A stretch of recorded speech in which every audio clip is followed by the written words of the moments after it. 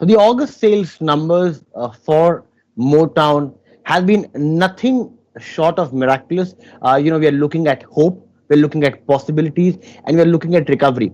And to speak about it, and for the first time as President, Passenger Vehicle Business, joining me, Shailesh. So, Shailesh, first of all, congratulations. I think we're speaking for the first time after you got into this new role. My first question to you is, how do you read the current market scenario? How do you read the month of August? Is it pent up demand? Is it only rural recovery? Or do you actually see recovery which we have been waiting for not only post COVID, but from the past 2 years looks like coming? Thanks, Utkarsh, for your wishes. And yes, it's my first, video interaction with you. See, the way I'm seeing, right, since the unlock phase, I would say, which started sometime in June, but also, some sales did happen in the month of May. And you could clearly see that there were many districts in the country which were coded red and yellow. And the demand actually started from more emerging markets where the lockdown situation was not as, intense and grave as in the urban centers, right? And that's when you saw that demand actually started picking up much faster than what we were anticipating. And in May, we had an offtake for the industry at around 36,000, which went up to 115,000. And in June and then in July, it nearly touched 2 lakh. And last month, it was about 2.35 lakhs. So you have been seeing this growing very steeply every month. And so has been the retails also. On the back of retails have been slightly more as compared to what we have seen in the wholesale. Now, there is definitely a pent-up effect what one sees, especially in the initial months. There was, heavy part which was pent-up demand, but there have been certain tailwinds, I would say, to the normal trends, which is shift towards personal mobility, which is supporting this also, apart from the pent-up demand that we had, and also one is seeing this more in the urban centers because this is where this phenomena is. So a trend which started, more biased towards rural demand has been now stabilizing at the right mix of rural urban, if not more towards urban, I would say, last month, because the phenomena of this shift towards personal mobility is more an urban affair and less of a rural affair. And also, if you see the trend of SUVs, which are more urban SUVs gaining traction, which is now 30% of the total mix from 26% or 27% in the earlier times, clearly shows that in August there might have been certain bias towards urban. But as you possibly go forward, as the festive season comes, you'll see strong growth in both rural and urban. But I would say definitely till Diwali, we see this trend continuing, and industry seeing growth on a back of a lower base, I would say, last year. Uh, Beyond that, we'll have to really see whether the pent up is it a pent up demand which is taking the demand significantly more than what we were witnessing last year. This effect will be seen more beyond Diwali. It is speculative at this stage, I would say.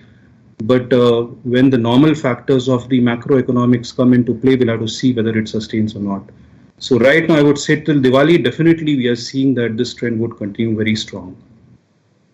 So, when it comes to the festive season, the complete festive season, do you think that the numbers will be in positive? We will see a growth in the festive season vis-a-vis a degrowth which we saw last year. I clearly see a growth in this festive season. For us, as you know, in Tata Motors, we are definitely witnessing much steeper growth as compared to the industry.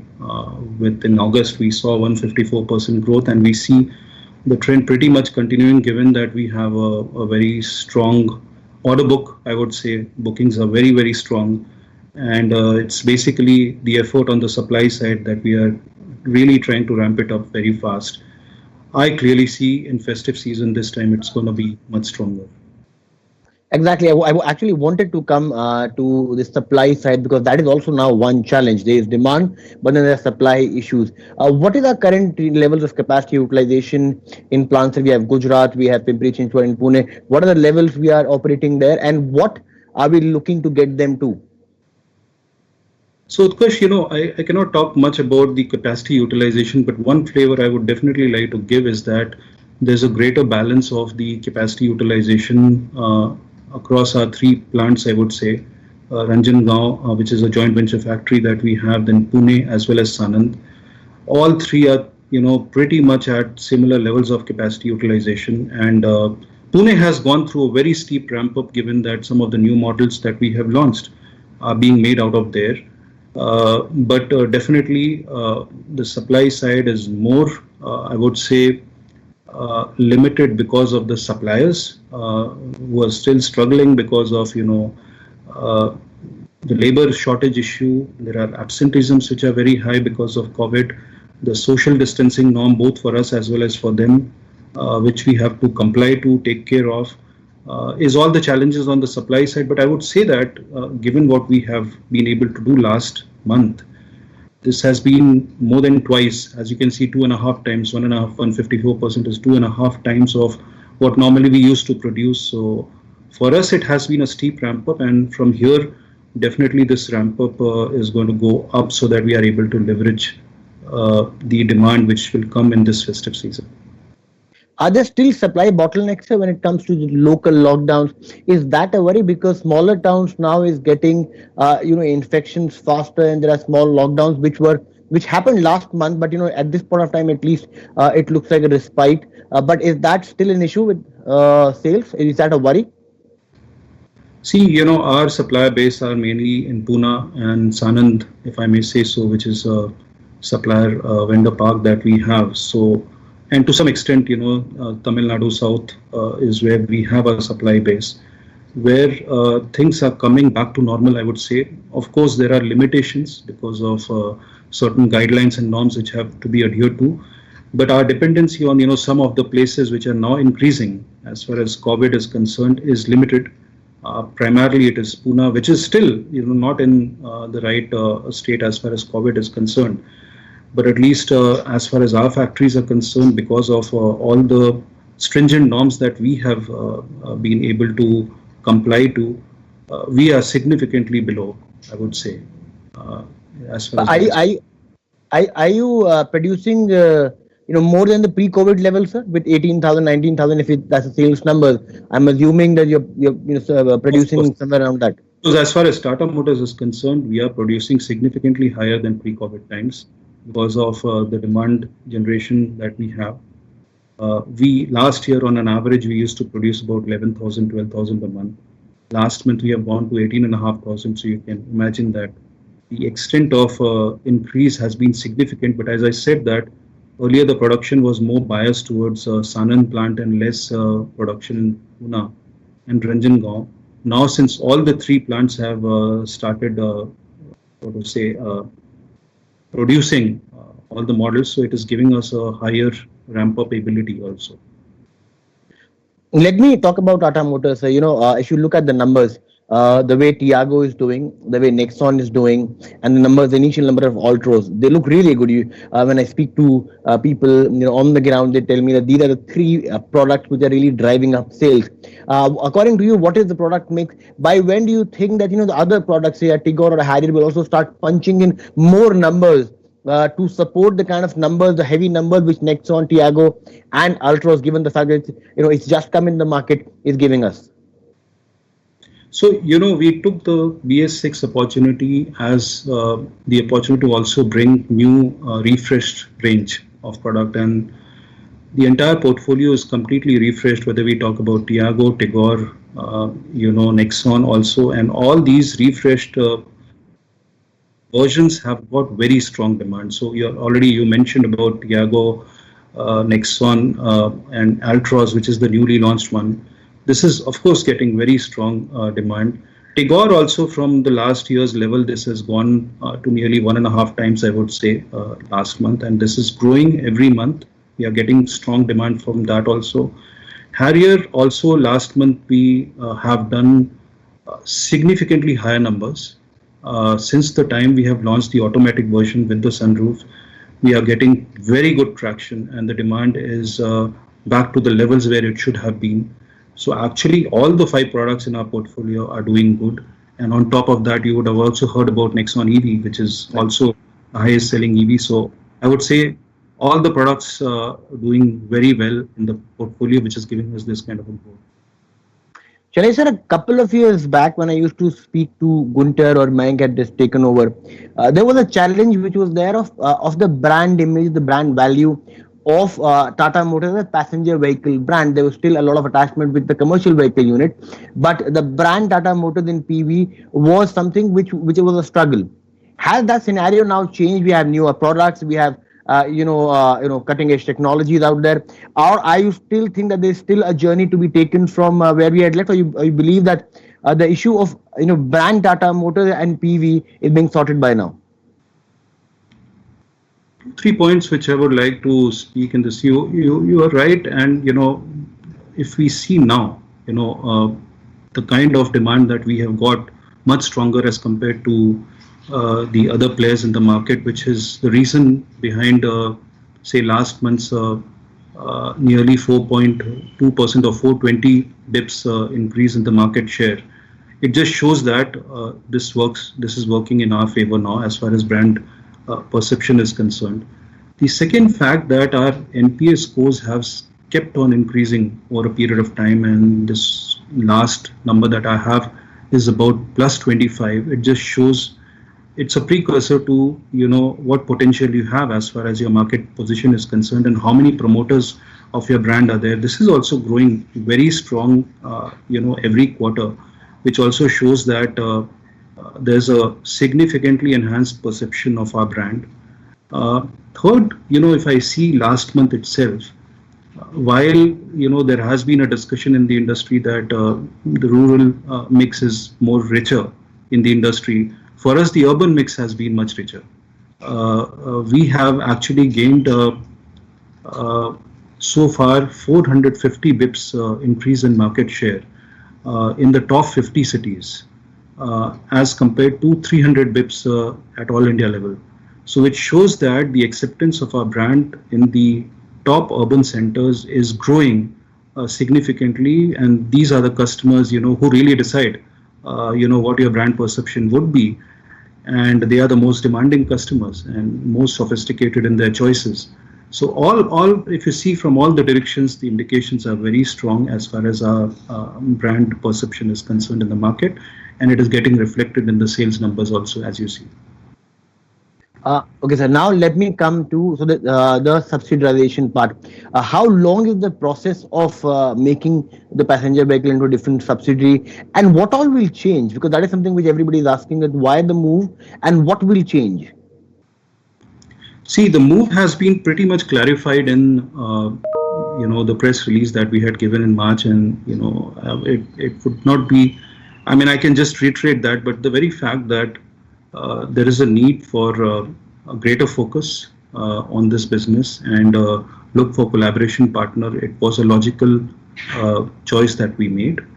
The whole subsidiarization process is going to take about a year's time because there are several steps that you have to go through to subsidize the business finally. Of course, all the relevant assets are going to move to this subsidiary to make it self-sufficient, and parallelly the process of identifying and engaging with potential partners would also go along. And right now the priority remains that we bounce back strong, and that is what we are doing. And this is a self-sufficient business in any case. A partner is going to bring on top further capabilities in the areas of architecture, products, powertrain, and new technologies. And this is going to be force multiplier to where we are already today, and that's the whole intention. And this subsidiary is going to be absolutely self-sufficient.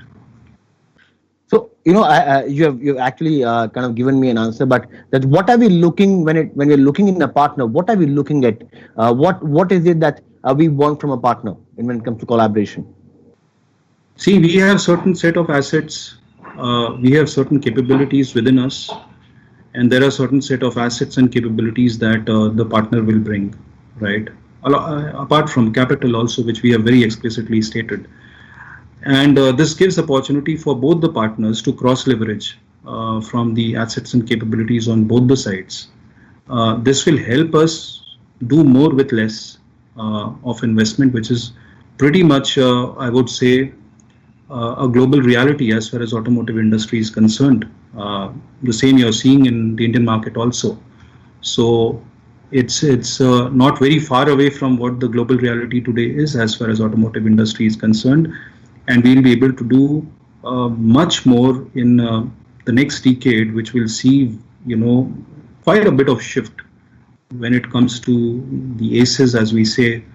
A lot of investments needed there. Your regulations are going to keep on going, becoming very stringent, and the intensity of launches and competition is just going to increase. It makes sense that we collaborate and do better using and cross exchanging the assets and capabilities on both the sides. Just wanted to ask that, in the current time, do you think that this process, finding a partner in the current time when market is not at the best shape, the liquidity is not there globally, I'm talking about. Do you think this process will take a bit more time than what we had anticipated given the COVID crisis? As I said, that see, we are not in a hurry or desperation to immediately get a partner. We are doing well. We have all the right ammunitions, if I may say so, to fight it out in the competitive market. Uh, and it's a process which will find its logical conclusion when we get the right partner and when we are convinced that it makes sense for the brand. And I cannot put any timeline to it as yet, because it has to meet the objective for Yeah. which we have subsidized, and as and when it comes, it will come. Let's speak about the models in the pipelines that we have seen the Gravitas, you've seen the HBX concept in the Auto Expo. Now, I was told that the Gravitas would have come by now in normal times. By when can we see that vehicle and the other launches in the pipeline? I can only say it will come soon. Should happen within this financial year. Any specific date is not the right time to tell, but as soon as we are able to announce that, we will definitely let you know. Utkarsh may be first. So at this stage, I can't reveal anything on the launch date, but I can only say that it's going to happen this financial year. This financial year is something which the auto enthusiasts who are looking for Gravitas can at least take home. Lastly, sir, EV business is something which you have been working with for a long time. That has been told the future. How will the COVID crisis impact the EV dream of the country? Will it impact or not? How do you see the investments going in EV in the current crisis at this point of time? So as far as COVID is concerned, it has impacted in some manner, but there are three segments. If you see, when you see from a customer perspective, there's a fleet segment, there's a government segment, and there's a personal segment. Yeah. So fleet has got deeply impacted because, as you know, in the fleet segment, the EVs were mainly catering to the employee transport segment and the e-mobility services companies. With work from home, I think employee transport segment has very low utilization of the current fleet, which is serving it. And as far as e-mobility services companies are concerned, they are also not able to utilize their current fleet. So this has absolutely crashed. Government has not started buying, cars, and we are seeing some traction coming there. And you would have seen recently the announcement of ESL that happened for Yeah. 150 Nexon EVs.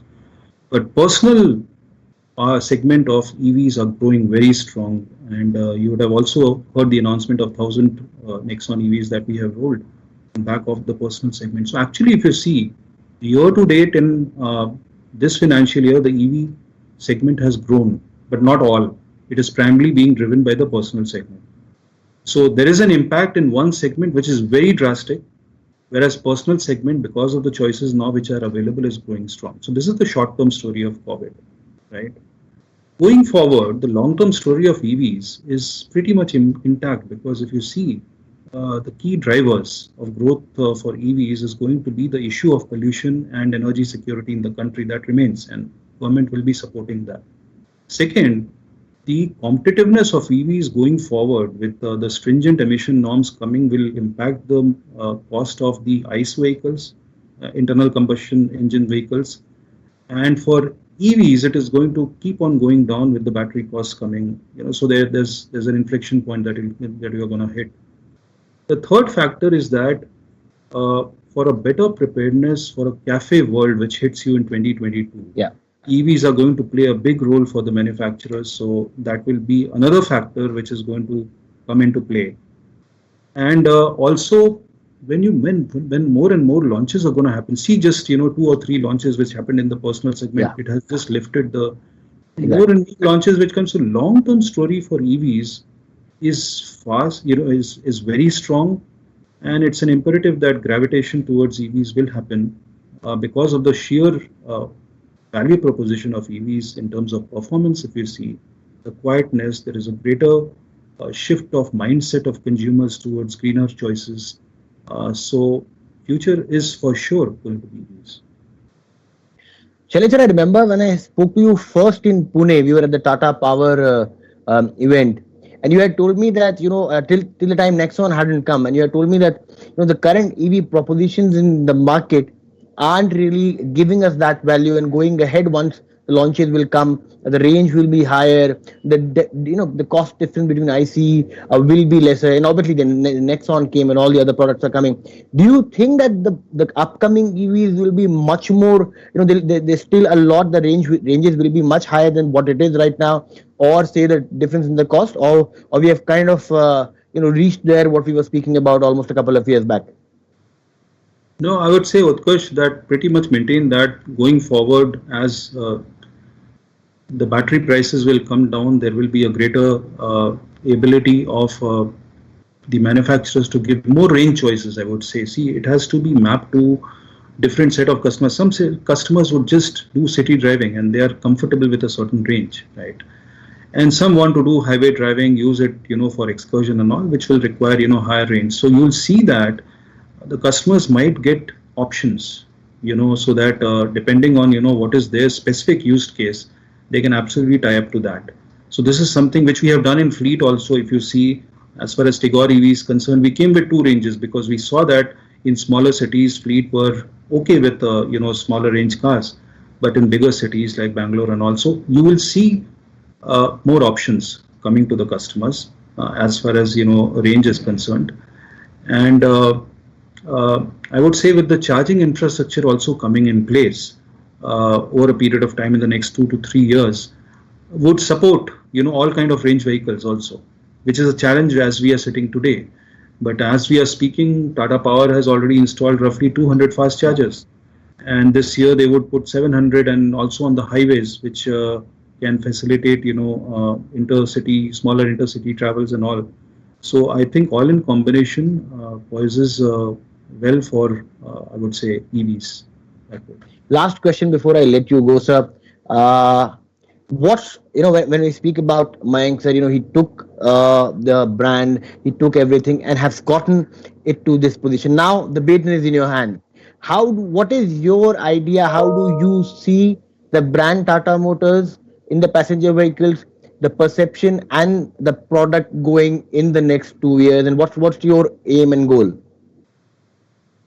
So we have been building the brand in a manner that it is considered, and already it is being considered, I would say, being the safest car in the country for in all the segments that we are there.